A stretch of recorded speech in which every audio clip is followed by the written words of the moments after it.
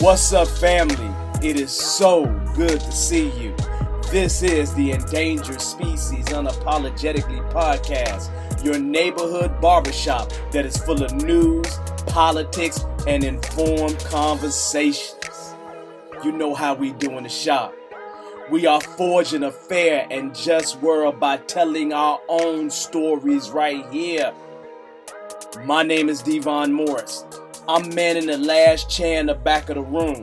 So be like my play cousin. Come on in, play some games, talk your ish, and enjoy yourself. We got a chair coming up for you next.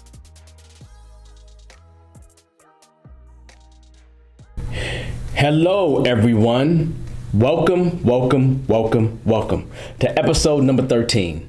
Today's episode, we're going to talk about healthcare inequities and some of the things that have happened to bring up that distrust that we have with research and the healthcare system overall.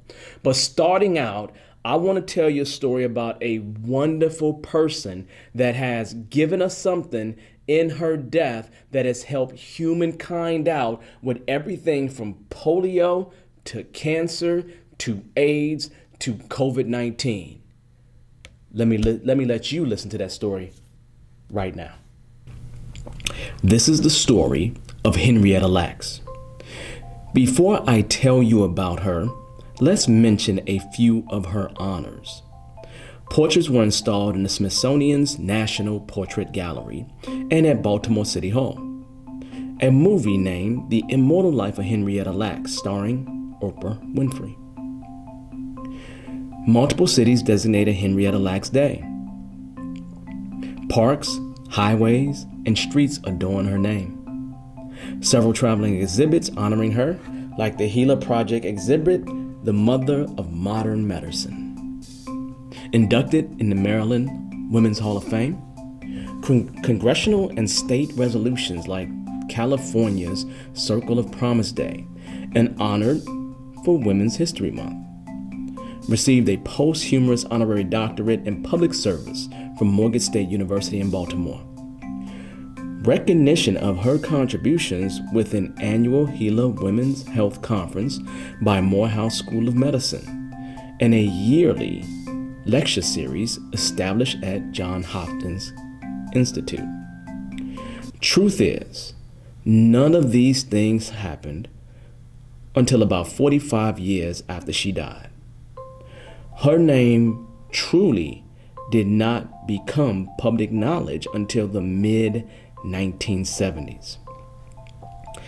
At her gravesite, there is a book-shaped headstone inscribed by her grandchildren, which reads, "In loving memory of a phenomenal woman, wife, and mother, who touched the lives of many, here lies Henrietta Lacks, Gila. Her immortal cells will continue to help humanity forever. Eternal love and admiration from your family." In 2010, a historical marker dedicated by the Virginia Department of Historic Resources in Clover, Virginia. It reads, U53, Henrietta Lacks, born 1920, died 1951. Henrietta Lacks was born in Roanoke on August 1st, 1920. She was born as Henrietta Pleasant and lived there with her relatives after her mother's 1924 death. She married David Lacks in 1944 and, like many other African Americans, moved to Baltimore, Maryland for wartime employment. She died of cervical cancer on the 4th of October 1951. Her cell tissue was removed without permission, as usual back then, for medical research, and her cells multiplied and survived at an extraordinary high rate and are renowned worldwide as the HeLa line, the gold standard of cell lines. Jonas Salk delivered his polio vaccine with those cells. Henrietta Lacks, who in death saved countless lives, is buried nearby. The story of Henrietta Lacks paints a picture of racial inequalities that are embedded in the U.S. research and healthcare systems. See, she was a black tobacco farmer from Southern Virginia who sought medical care at Johns Hopkins Hospital in Baltimore for stomach pains, which were eventually discovered to be cancer. A doctor took a piece of her tumor and sent it to the researchers. The researchers studying her cells, George Otto Guy, notices that her cells multiplied and never died, unlike other human cell samples, which perished within days. When Miss Lacks died, Dr. Guy took samples from her body during the autopsy to create HeLa cells, aka the immortal cell. Tuskegee University created a facility where HeLa cells were mass produced to meet the international demand for them. This cell line has been extremely valuable for medical research, with everything from cancer to polio to AIDS to COVID-19. I know the family will be honored by you saying her name and researching to learn more about her. Support the family as they continue working to honor her legacy. Hello, everyone. Welcome back. Henrietta Lacks.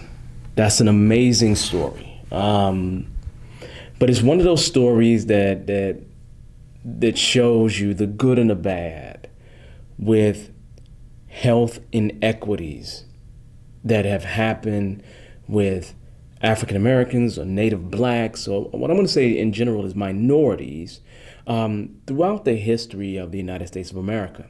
I would even say it goes further than that and maybe into many other countries, because there's this thing where they kind of want to experiment on us.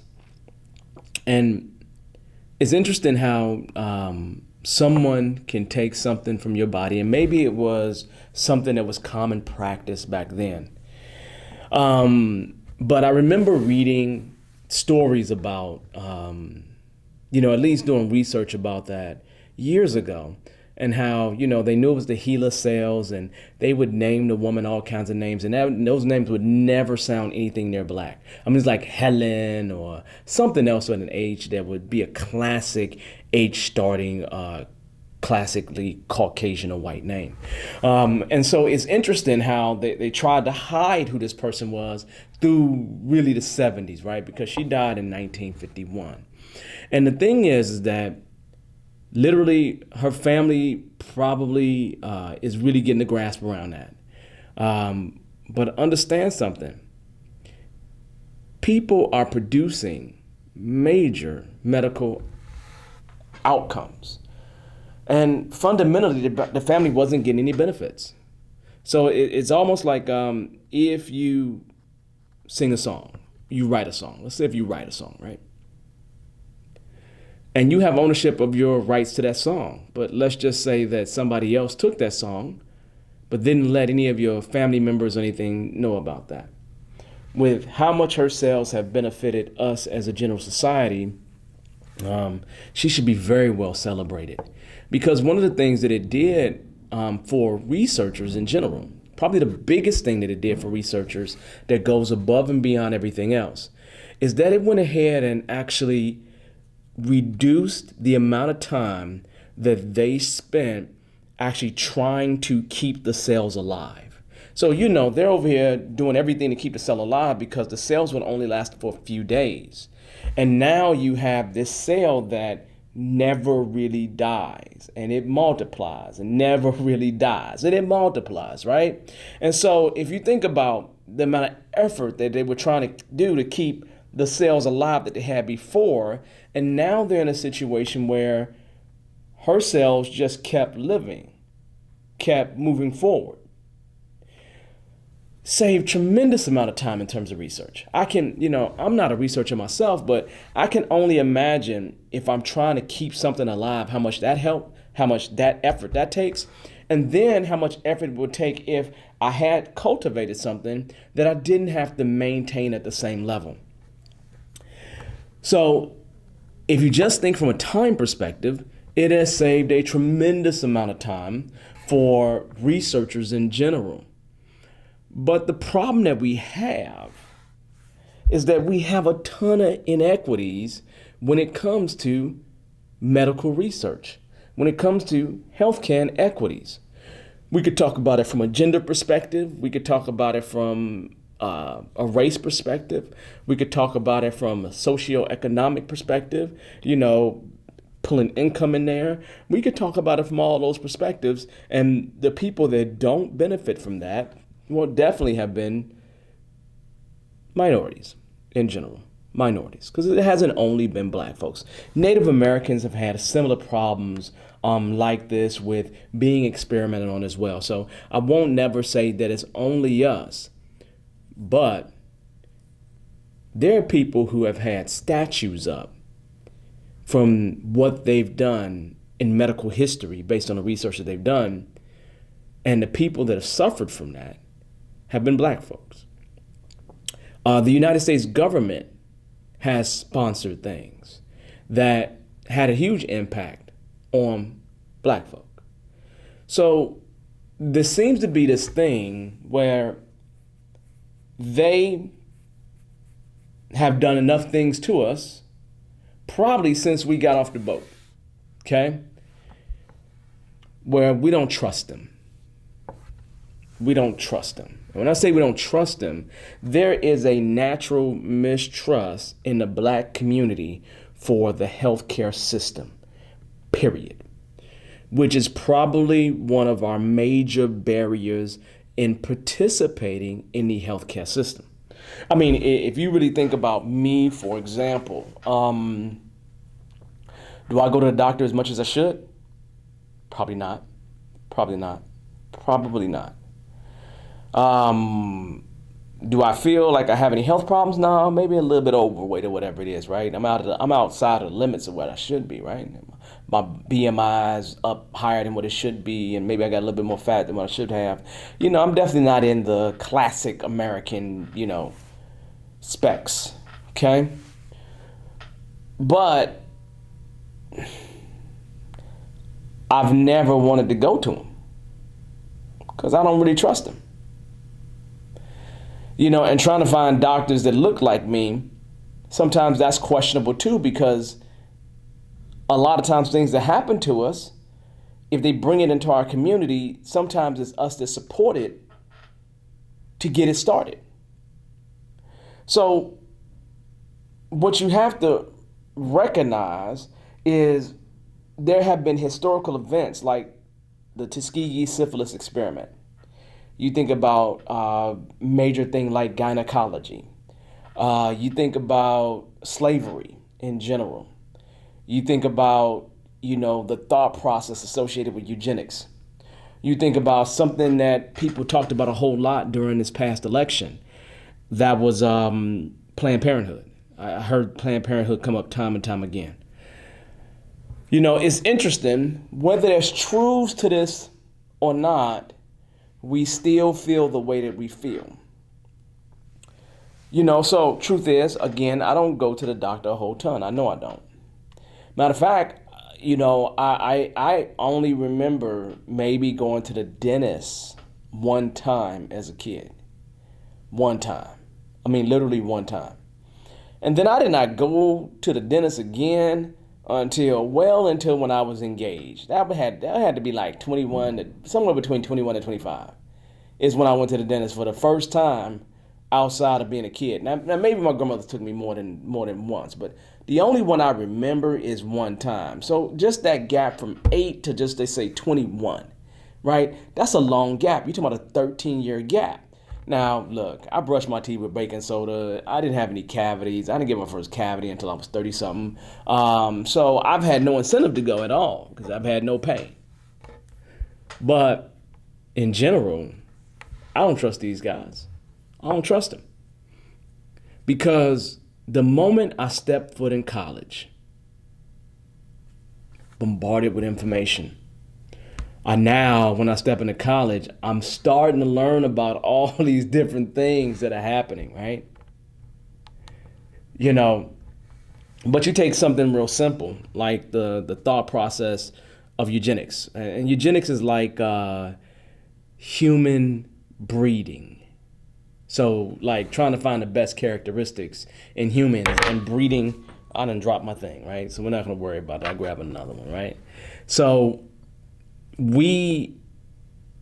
that human breeding is something that the Nazis really pushed forward, right? Trying to have the perfect race, right? So eugenics is kind of falls in that space to give you an idea, right? But what did they do with slaves? They wanted to increase the population of slaves. You couldn't always go and grab them from overseas, and then you would have to pay for them. So why couldn't you go ahead and breed them? You know, take a stock over here that you know really loves to work, that really works well, and take a stock of a woman over here that you know has no problem or is a good person at having children, right? Can have lots and lots of children for you. And these kids are going to be born into slavery. So you're almost saying, you know, I got pretty much two horses here, and I want to take my prize stud and mate them to one or more people. There's all kinds of documented proof of that happening, okay? So you think about something as simple as that happening, that breeding process, that, okay, not that it happened all the time, but I'm a hard worker, I'm big, I look like I can work hard, and let me take this person right over here, this woman over here who is married to this other person, but I'm gonna make sure that this guy has sex with her so they can get pregnant, right? We're talking about those kind of things, right? You know, we're talking about experiments where they're trying to prove their intelligence or them being superior beings over black folk, okay? Now, I bring that up because it's just the truth of what has happened in history. There's always been this thing where white folks have looked at us a certain way. I mean, if you go back in a day, Harvard, probably many other schools, and Harvard was in the North, right? Harvard was like a brain trust for eugenics, and Harvard actually admitted that and wrote about it and talked about it, right? That they were a brain trust. They apologized about it, right? Because they have a slave past. They have a history of having slaves involved with Harvard, right? In various ways. So they practice eugenics as well, and they push that as a part of what they spoke. Now, I'm not saying to you that that's all that ever happened at Harvard. I am not sitting here trying to be judge and jury on Harvard. I'm assuming it's an excellent school. I didn't go. No people have went. It's an excellent school. You know, in the 1870s, you know, students at Harvard are some of the main proponents that was asking for slavery to be abolished. And they got speeches about that legitimately. So you can go back and look at speeches from like 1873, 1874, and you can find speeches from Harvard where they're talking about, look, we want to make sure that we kind of change this thing. So, you know, and we're talking about even in the 1960s when a major push was happening for civil rights. You know, a lot of times you see speakers go to different schools, and a lot of times one of those schools that you would see some of those speakers go to would be a Harvard or another type of Ivy League school where you got a bunch of brainy type of people that want to have these conversations and do the right thing, right? And so nobody's saying that Harvard don't have that kind of past. I literally will agree that there was many abolitionists that came out of Harvard, but also there were many slaveholders. There was many people that supported the actual slavery. So Harvard, many other schools are likely not. They have some type of stain. They all do. Okay. Now, when it comes down to it, you also know that there's all kind of breeding things that was happening. Because most of us black folks here in America that's born here, that has some slavery past, we got European something in our blood. I do. My father's father tracks through Europe to the Middle East. I mean, literally. Okay? It doesn't come straight out the continent, right? My mother straight out the continent, right? Okay? And, even that of having lighter skin gave you certain socio-economic benefits, certain opportunities, okay? It's this whole light skin, dark skin thing. But let's take that a little bit further, because our mistrust, yeah, those things happen in slavery, but that's not it. That's not the only thing. Have you heard of the names Anacha, Betsy, and Lucy? These are only 3 of 10 black women that we would really consider to be the true mothers of gynecology. But what name do you hear? James Marion Sims. A guy that had a statue in New York. They took that statue down in 2018. I know they did that. I think he had one in South Carolina, and he had one someplace else. Okay, where else did he have that other statue at? I thought I recorded it someplace, but he did have an additional statue someplace. Now, where that place is at, I don't know. Okay, but at least 3, and even his protege has a statue in Central Park. Now, here's the deal. James Marion Sims is considered to be the father of modern gynecology. Now, that's not a bad title, because he pioneered tools and techniques, ways to do surgery that helps people out to this very day.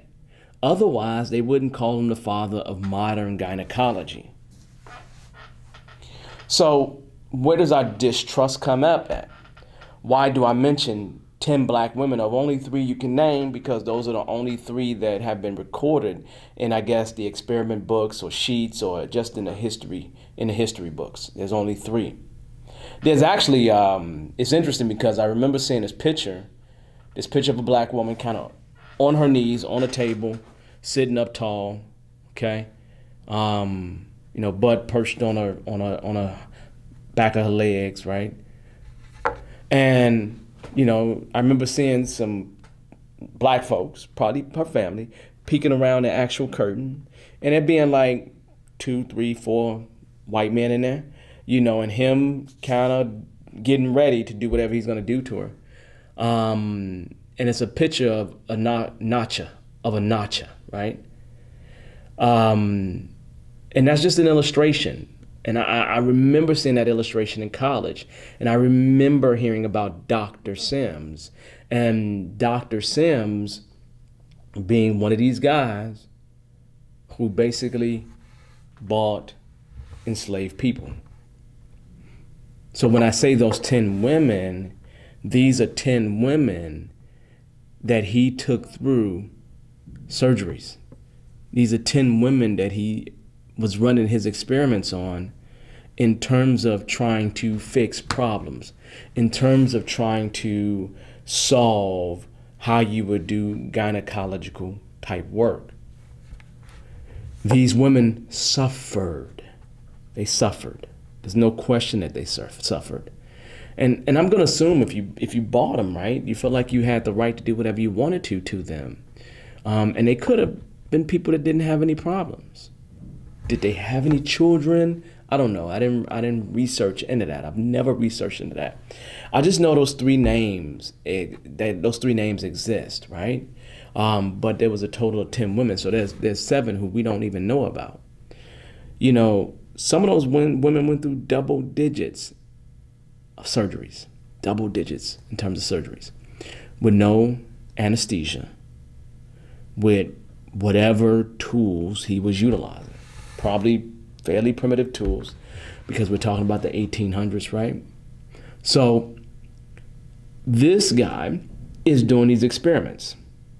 Now, it's not that he only did this to enslave black women. He also did this to enslave black children, but he ran experiments on them as well.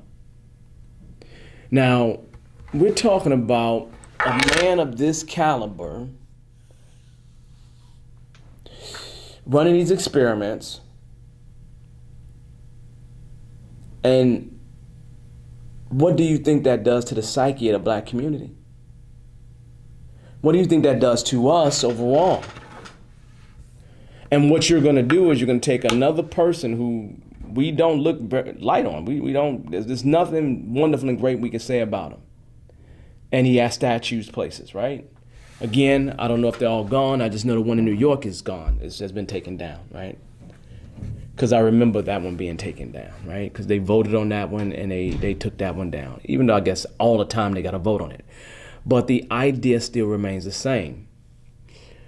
This guy is just lauded as the guy who modernized gynecology, okay? So just think about the pain that those women went through. Think about this. If they did have children, do you really think that they would have taught those children to trust anybody who's asking about research, or anybody that is trying to do anything in terms of healthcare? No. What about the community? Because there's always been stories. There's stories about these things. Not that I went to college and it's the first time I heard about it. There's stories about hearing about white men experimenting on black women. To this day, you still hear about black women being kidnapped for organs and stuff like that. And I have no way to prove any of that stuff to be true. I don't know if it's true. I can't say whether it's true or not. But I can say that black women disappear, and it seems like nobody cries about it. But the family members. Okay? It's not such a matter of fact, have I ever seen it? Wow, hold up, man. I don't think I could be wrong on this. I don't think I've ever seen a missing black person on national news. Black woman. Black man either. But I have black kid, black anything being missing, and it be one of those really national things that get big news, right? Because when you see these white ladies, these white girls, right? When they go missing, everywhere. It's everywhere. But when black women go missing, you don't hear about it. So does our community really trust those people that are researching on us? Well, you go back to Henrietta Lacks, right? I don't believe that her family knew that it was her cells that were being utilized. I don't think her family knew. We're talking about a husband that never knew. Maybe he knew at some point. But I guarantee you, he didn't know in the first week, the first month, the first 10 years probably. I just know that she really wasn't talked about much until the 1970s, is when her name just kind of came out, right? And it's just one of those things when you think about a family that has to fight for that legacy, a family that's working with states, working with the government to try to make sure these kind of things don't happen. So that's, you just take the story of Henrietta Lacks, and that tells you why we have a complicated history with the healthcare system, especially research. I mean, I remember, at one point I wanted to become a doctor, and I let that dream go because I went into psychology. But I remember always saying I wanted to be a doctor, and my grandmother had a tumor when I was really little, maybe, I don't know, between 4 and 7 or something like that. But I know that I was old enough to know she had a tumor, right? And so she had this big belly, had this big old tumor. And then what happened is she actually went to the doctor to have the tumor taken out, and she dedicated that tumor to science. Well, that is getting permission for that. That is giving the doctors permission to put this up for research.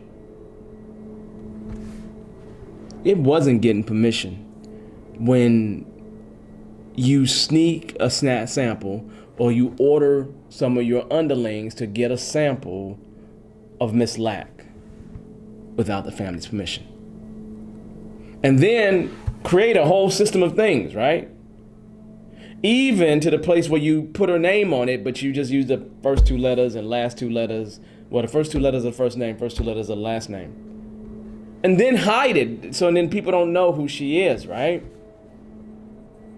You know, I was reading a story where there was someone who was in high school, and the teacher started talking about HeLa cells, and that it was from Henrietta Lacks.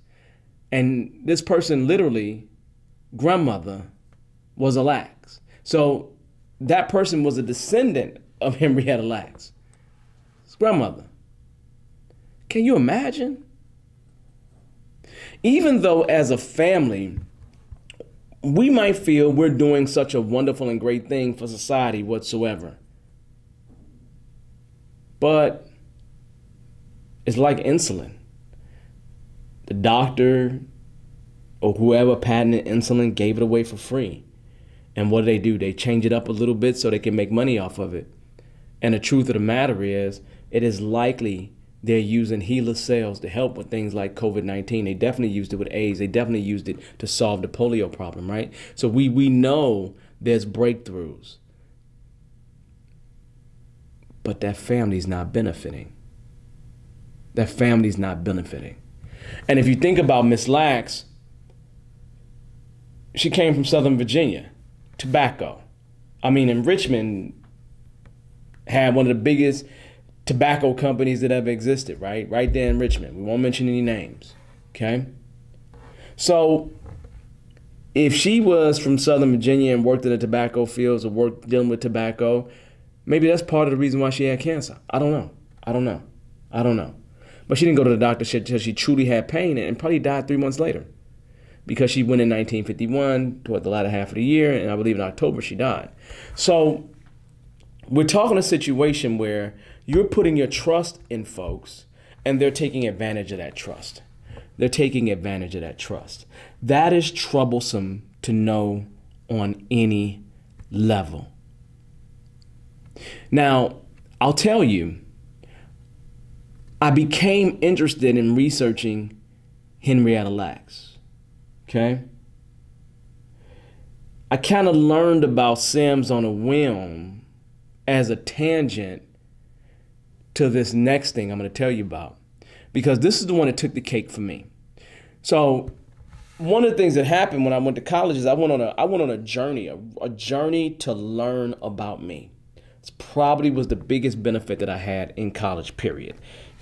All these books, and I had the opportunity to learn about me. But man, I'm telling you, for real, somebody came into USANIA. USANIA was the Black Student Union that was located in Allen Hall at University of Illinois at Urbana-Champaign, right, where I went to school at. And they literally said, no. We went to hear Kwame Ture, Stokely Carmichael talk. And he brought up the Tuskegee syphilis experiment. And I had never, ever heard about it. When I say to you legitimately, I had never heard about it. And the thing that you have to understand is, even though I may not have heard about it, there's always been this thing with black men where we don't go to the doctor for many, many reasons. And in being raised by my grandfather, he wasn't going to the doctor. I don't ever remember hearing about him going to the doctor. Not one time. Not one time. Okay? And just because we don't talk about it doesn't mean it doesn't have something deep inside of us that puts us in a position where we kind of standoffish. But if you don't know, the Tuskegee syphilis study, I won't call it an experiment, syphilis study, went on from 1932 until 1972. From 1932 until 1972. We're talking 40 years. And it was a federally controlled program. And I know that there's another syphilis study that happened someplace else in the world, right? But I'm talking about this Tuskegee one, right? And it is so interesting to me, right, that it's Tuskegee. Because remember the story about Miss Lacks. It was Tuskegee that actually started to duplicate or replicate her cells, to mass produce them, so and then other folks can have access to them. And this again is Tuskegee that is supporting a study. Now, the truth of the matter is, the nurse, her last name was Rivers, and a doctor, the last name I think was Dibble, something like that. They are the two black folks that was involved. They're the two people that was the intermediary that had the trusting relationship with the community. And they're the ones that probably, I would assume, was tortured doing this to some degree, especially after a while of seeing how it impacted people. But the objective of the Tuskegee actually syphilis study was to observe the natural history of untreated syphilis. Now, why would you want to study the history of untreated syphilis? What benefit does that give anybody? We are talking about a situation where the cure is available, and they are telling these men that they don't have it. These are family men, man. These are family men. And we're talking about family men that go home and give something to their wife without even knowing it. Now, were they injected with this? Did they bring it themselves? I don't remember. I just don't remember. But the fact is that they had it and they were denied treatment. They were absolutely denied treatment. It's interesting because that Dr. Dibble, he went to Howard. That's the same school that Kamala Harris graduated from, right? Because the most interesting thing about many of our HBCUs is that they were started by white folk. Most of them were. I can't say all of them, but most of them were. So it's a strange history with HBCUs. It really, really is. But we're talking a situation where you got a doctor that graduated from Howard, a nurse, both of them black, and they, over a 40-year time frame, I think he died in 68, maybe a few years before that. Let's assume he wasn't the doctor the whole time, but he was the major pusher. We're talking about this study ran for 40 years, and 40 years of not treating black men, giving them fake medicine so it won't get cured. So you can study the effects. Now, does that have some medical viability? I'm assuming that it does. Okay? I don't really know, but I'm assuming that it does. And I assume that it does because 40 years worth of data is a lot of data, even on a small population. So why would you trust the government? Like, that's the feds that sponsored that. That's the feds that's looking at that, right? You have a doctor here who is not looking out for his people, is not doing what the oath told him to do. You know, and it's always interesting because what I always find to be weird is I find that these black folks that are in cahoots with tricking other black folks end up benefiting in some kind of way. If they don't benefit, then their family benefits in some kind of way. You know, I know just for a fact that the Dr. Dibble, I think they had 5 kids. I know one of his sons was actually a successful stockbroker, came out to Chicago. I mean, meeting folks like Muhammad Ali, working close with Elijah Muhammad, really, really got a place of being upper middle class in terms of him. And that likely was because the father's pockets was getting lined for doing this type of work. And so he's able to better take care of his children and do whatever he needs to do, and his children have more success. This is almost like saying, I got a drug dealer here, and that drug dealer makes the money, but find ways to send the kids off to school in London, over in France, right? Or down in Australia, or send them to Brazil so they can get education and become these super great, well-off kids. I mean, the truth is there are some drug dealers that did that exact thing of all races and made sure that their family was in a much better position. And I feel like this Dr. Dibble did the same thing with his family, took advantage of black folks and then was able to take care of his family better.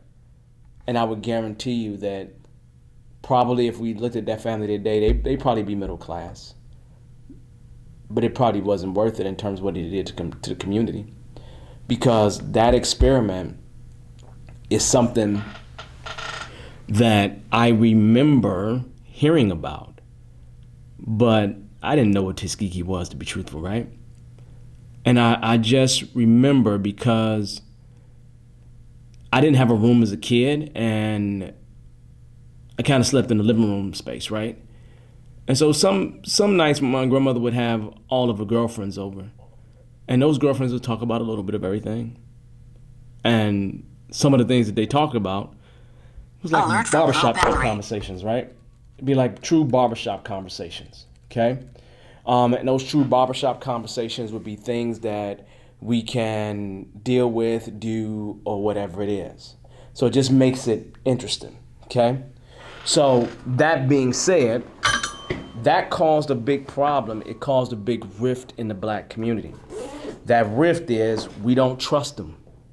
Because if you would take just for a study, you destroy the lives of black folks. We're talking about, it could have been kids that could have been blinded. I mean, I don't know all of the tangential, the collateral damage that occurred because you have a situation where you have doctors that are going against their oath and harming patients when they got the ability to make sure that those patients are absolutely good. That's what they're doing. Literally, that is what they're doing. And so we're talking about, marriages maybe breaking up, people probably dying with this disease, right? And there's no repercussion.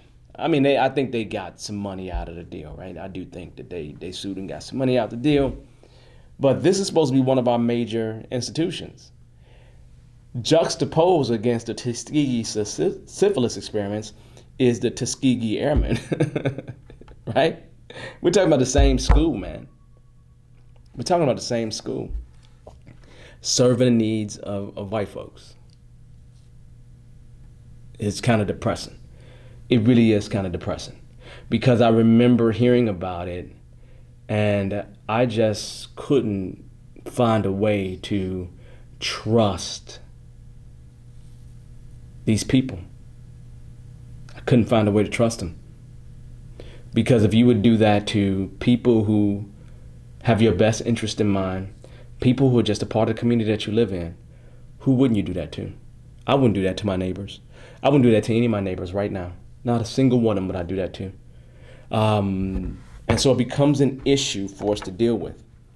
Now, Tuskegee is one thing, okay? There's all kinds of stories in our community that we don't get proper care. When you talk about our children, when you think about pain, there's always been this historical thing where white folks think that black folks have a higher pain tolerance. Okay. Let's say we do. Does that mean we don't deserve the same level of medication? I don't think so. You should be comforted more when you're in pain? I don't think so. We're talking about when you look at children getting more appropriate care based on the shade of their skin. And there are studies that continually show these things again and again and again. So what do you do when this is constantly happening in your community? I remember living in the suburbs and being closer to hospitals that were in majority white areas, and those hospitals being immaculate. And then I also remember hospitals that weren't so immaculate, and they were likely in areas that were lower income areas. And lower income areas was likely where black folks lived, or other types of minorities. So it does concern me in so many ways. But I try to break that. I try to have a good thought about it. But then in terms of having that good thought, I don't have a permanent doctor. Most people know who their doctor is. I have no clue. Black women don't always have the same thing that black men have. And it's always a push for black men to go to the doctor. And the moment I turned 40, it was really like, make sure you go to the doctor, man. You need to get this exam and check your prostate and all this other stuff. And I agree with that. I agree with all that. But what happens when you just don't trust them? What do you do when you just don't trust them? Okay? You look at things that they keep doing, like right now, Trump's trying to steal the election. And the places that they're focusing on, like Rudy Giuliani's on his legal team, he says, there's an urban conspiracy. Well, the only urban places that they're looking at is places that are all black urban. I don't know. How do you justify that? When the stats show that the reason why you're losing the race, you lost the race, is because the suburbs changed on you, not the urban. The urbans voted the same way they always voted. They may be, maybe 5% more. But when you start looking at the suburbs have, plus 16% swings in terms of them voting against the current president of the United States. But you're not looking at that data. You're trying to shut down things in a place where you can get rid of a bunch of Democratic votes. Or is it you're trying to get rid of a bunch of black votes? I don't know. But your history shows that, politically speaking, you actually put up money to try to make sure that the Central Park 5 had jail time. Okay? So you have a history of this, and that doesn't count the court cases or anything like that. So why should we trust the healthcare system? Why should we? Why should we even get close to trusting the healthcare system? I mean, it's hard enough when you have something like the Tuskegee syphilis experiment, and that happens, and your people are involved in it. You can always blame when it is the other ones, but when it's your people involved in it, what do you do? How does that nurse sleep at night? I don't know. But imagine she had kids. I've never heard anything about them. I remember during this actual election, something really interesting happening. And that interesting thing that happened was one of the things that kept coming up in the debates was about abortion. And whenever you bring up the topic of abortion, the next thing that pops up is always Planned Parenthood. Always. Now, on the south side of Chicago, where I grew up at, I knew exactly what a Planned Parenthood was. Not that I knew anybody that really went there to go get an abortion or to go plan a pregnancy or whatever it is that they're supposed to do. I don't have anybody in my life that I know of that's done that. Okay? But here's the things that are being spewed out. That the majority of Planned Parenthoods are actually in black neighborhoods. And you hear about things like they're in black neighborhoods so they can kill black babies. That right there, if that doesn't get your blood boiling, if you're black, it won't, right? When they start attacking your kids. Attacking your kids is a whole different problem because you don't want them attacking your kids, right? Of all things, attack me, don't attack my kids, right? They put them in a community to sterilize the black community, to do things so and then we don't produce more people. That way we never get to the numbers that we can threaten anything that exists for them. So Planned Parenthoods would be located in these areas. But I know that more than 50%, 50 to 60% of Planned Parenthoods are in white majority neighborhoods. Period. That was a study done. Now, if the majority of them are in predominantly white neighborhoods, well, that could mean something different. Maybe in saying that the majority is in predominantly white neighborhoods, and let's just say that's 60%. Black population hovers anywhere from 10 to 15%. So let's just say 13%. If there are Planned Parenthoods and 20% of them are in black neighborhoods, that may be a statistical difference that could warrant that that's being done on purpose, because it doesn't really reflect the population. Any race of people, regardless of what race you are, you do the same things that everybody else does. Kids smoke weed, other kids may do opium. I don't know. But they all got their little nuances of what they do and the different things that they do, period. So there's no community where all of this particular thing happened. Now, another reason why people say that is because the actual, I believe, founder's name was Margaret Sanger. And she actually had letters that would give you the inkling that she was a true supporter of eugenics. Okay? And we talked about eugenics earlier. Okay? That race breeding thing, right? But the thing about her is if you look at her and read many of the statements that she made, her statements was more concerned about giving people choice, giving women choice.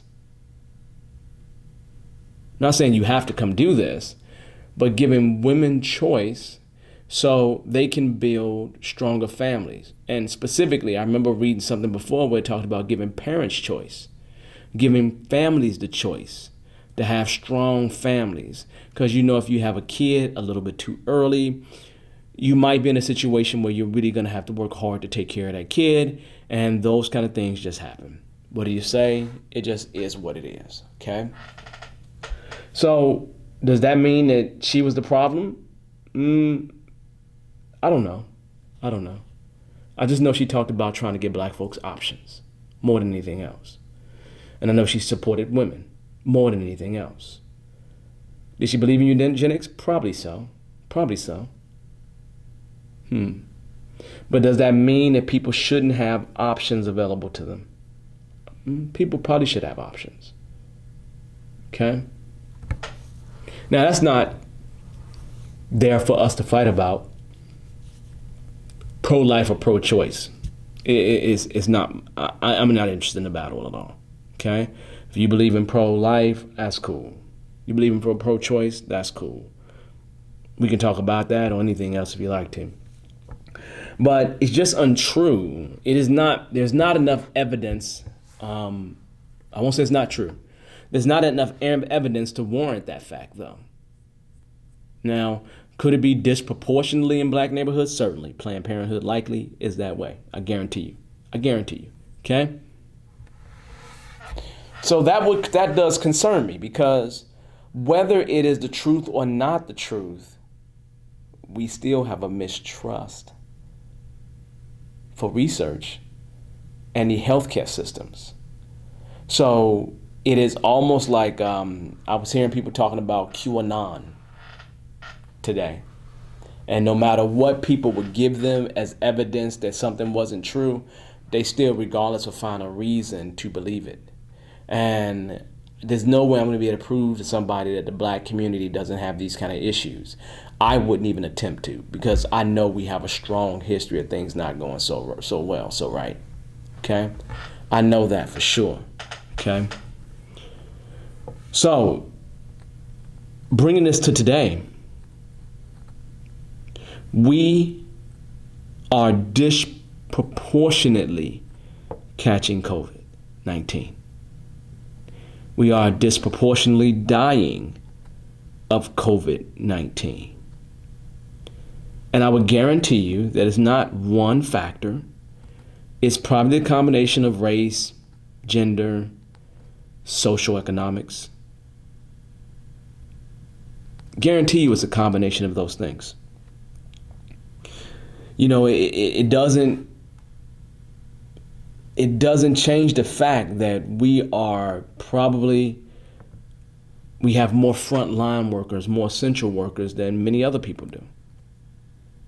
And so if you're going to have more frontline workers, you have a higher probability of more people within your race of getting sick. Okay, that makes sense. I remember when he was talking about that the coronavirus don't do anything to black people, so you don't have to wear no mask. I remember when it was that silly, right? But we are dying in droves. Or is it more related to the fact that we just don't have good healthcare systems? And that puts us in a position that we're not able to take care of ourselves. Yeah, that could be part of it. You add to that the fact that we don't trust the system. We don't trust the research. And now you get this combination of things as to why we don't trust the healthcare system and we don't trust research in general. There's always, you know what, you're going to stick me with that needle? I don't know what's in that needle. No, I'm not interested. Before anything else. And the thing is that means that they're experimenting with the vaccines on us first. If we are disproportionately in the hospital, when you catch COVID and you go to the hospital, you already got problem number one. You went to the hospital, okay? So there's obviously enough stuff going on to where you needed to go to the hospital. And we are classically the most out of shape, most overweight, most this, most that, most with underlying conditions because we have that history with the healthcare system. And then you throw us on the front line, you get a wicked combination. So people have asked me, are you going to take the vaccine? Vaccines have a 95% pass rate, effectiveness rate right now. From what they've studied, right? But am I going to jump and be the first one to take it? Guarantee you most black folks is going to say no. But if I was in a hospital, I'd be the first one to holler yeah. Especially if my life depended on it. And you have a lot of people, a lot of black folks that I know that have been in the hospital and have been put on these various medicines to try to see what's going to work and what's not going to work. But that doesn't change the fact that you don't trust the system. And the concern I have at this point is less about us trusting the system. The concern is, how does the system build trust with us, and how do we build trust with the system? And that's what we don't have the answer to, because trust happens through a relationship. It happens through exchange of things. Could I say that we've exchanged enough with the other side to warrant our trust? And the answer to that is a resounding no. So, realistically, that's it for that. Okay? It's enough of that topic. I'm really glad we had this conversation. I'm really happy to bring up Henrietta Lacks. I mean, legitimately, her birthday is August the 1st. She died in October, I do believe. And this would have been this October, this August 1st, would have been her 100th birthday. So I want to make sure I say her name, put a name out there, so you know who she is, just in case you don't know. I hope you already knew, and this is not new information for you. But we need to find ways to change this. We really, really do. But on that note, look, I always have a great time with you. This has been a pleasure as usual, and I am going to say I will see you next week to help us get our week started right. You enjoy the rest of your week. I'll talk to you sometime soon. Thanks for visiting the shop. You know there's absolutely no me without you. But before you walk out that door, make sure you visit us at Endangered Species Unapologetically.com. You will find ways to stay connected with us. Take a look at our show notes, other episodes, bonus material, as well as that merchandise that you know Hustle Man got over there in the corner. When you're ready to break those chains, we got some stuff there for you to make your life better. However, as the old folks would say, be safe out there, young blood. See you next week.